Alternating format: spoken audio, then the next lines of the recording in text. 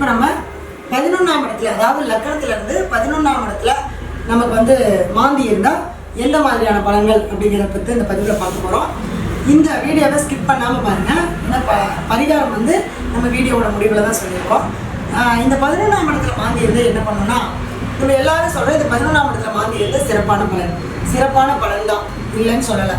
ஆனால் அந்த உறவு பாதிச்சதுக்கு அப்புறம் தான் சிறப்பான பலன். எந்த உறவு?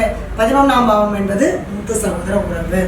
அப்போ மூத்த சகோதர உறவு அப்படிங்கிறப்ப அந்த அவர் இருக்கிற வரைக்கும் அவரோட ஒரு நெருக்கமான ஒரு அந்யோன்யமாக ஒரு ஈடுபட முடியாது. அடுத்த மூத்த சகோதர உறவு எப்படி இருந்தாலும் பாதிக்கும். இந்த லாபஸ்தானம் அப்படிங்கிறது 11ஆம் இடம். லாபத்தை எல்லாம் கொடுக்கும், ஆனால் என்ன கொடுக்காது? நிம்மதியை கொடுக்காது, சந்தோஷத்தை கொடுக்காது, திருப்தியை கொடுக்காது, போதும் அப்படிங்கிற மனசு இருக்காது. ஒரு 10,000 ரூபா லாபம் வந்தால் பரவாயில்லையா நீங்கள் நினைப்பாங்க. 10,000 ரூபா லாபம் வரும். 10,000 ரூபா வந்தோன்னு மனசு சொல்லும், ஏன் இன்னொரு 10,000 சேர்த்து வந்தாங்க தான், அப்போ சரி பரவாயில்லன்னு அது இன்னொரு 10,000 சேர்த்து கொடுக்கும். இப்போ ஏன் ஒரு 50,000 வந்தால் பரவாயில்லையா இருக்குமா? அப்போ என்னன்னா திருப்தி அடையாது. அப்போ தேடல் இருந்துக்கிட்டே இருக்கும். வாழ்க்கையில் ஏதோ ஒன்று தேடிட்டே இருப்பாங்க. எதுக்காக தேடுறோம், என்ன தேடுறோம் அப்படின்னு தெரியவே தெரியாது.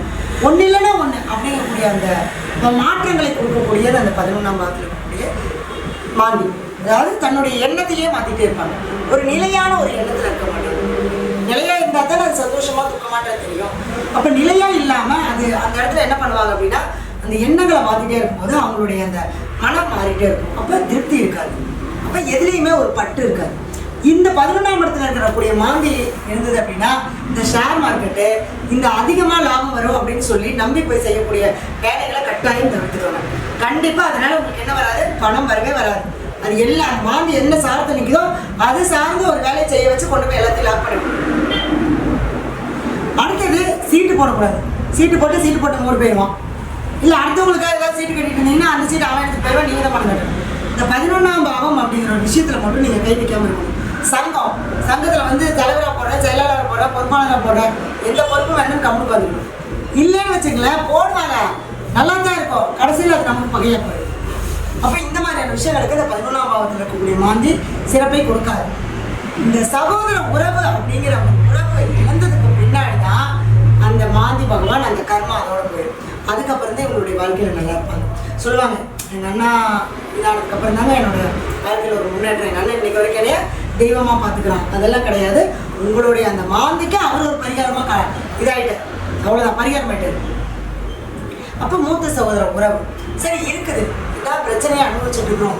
முன்னேற்றமே இல்லை, தொழிலில் லாபமே இல்லை, நல்லா முன்னேற்றமாகி ஆகி கடைசியாக திடீர்னு கீழே வந்துடுறோம், சரிவை கொடுத்துருது, ஒரு போராட்டம், இந்த மாதிரி எல்லாம் இருக்குது. இதுக்கு நம்ம என்ன பண்ணலாம் அப்படின்னு கேட்டால், மூத்த சகோதர உறவு அப்படின்னு இருக்கிறவங்கள கூட்டிகிட்டு போவோம். சரி, எனக்கு மூத்த சகோதரமே இல்லை, நான் தான் முதல் குழந்தை, இப்போ பங்காளி அண்ணன், பெரியப்பா பையன், சித்தப்பா பையன், இந்த மாதிரி பங்காளிகள் உறவில் இருக்கக்கூடிய சகோதர உறவு ஏதோ ஒன்று, ஆனால் உங்களுக்கு மூத்தவராக இருக்கணும், உங்களுக்கு இளைவராக இருக்கக்கூடாது. அப்போ அந்த மூத்த சகோதர உறவை கூட்டிகிட்டு போய் அங்கே அந்த மயானத்தில் ஒரு மாலை, பூ, துணி வாங்கி போட்டு தேங்காய் பழம் உடைச்சி வச்சு சாமி கும்பிட்டு, இதோடு என்னுடைய அந்த 11ஆம் பாவத்தில் இருக்கக்கூடிய அந்த கர்மா நிவர்த்தி ஆயிடுச்சு, என்னுடைய அந்த தோஷ நிவர்த்தி ஆயிடுச்சுன்னு சொல்லி ஒரு பிரார்த்தனை பண்ணிட்டு வந்தீங்கன்னா, முதல்ல என்ன பண்ணணும்னா இந்த 11ஆம் பாவத்தில் இருக்கக்கூடிய அந்த கர்மாவை தீர்க்கறதுக்கான ஒரு வழிகளை காட்டி கொடுத்துரும். அதுக்கப்புறம் உங்களுடைய ஜாதகத்தில் பர்டிகுலராக என்ன ப்ராப்ளம் இருக்குது அப்படிங்கிறத பார்த்துட்டு நீங்கள் அதுக்குண்டான வழிமுறைகளை செய்யும்போது நிச்சயமாக உங்களுடைய வாழ்க்கை பாதை மாறும். சரிங்களா? நம்பிக்கையோடு செய்யுங்க, நல்லதே நடக்கும். நன்றி, வாழ்க வளமுடன்.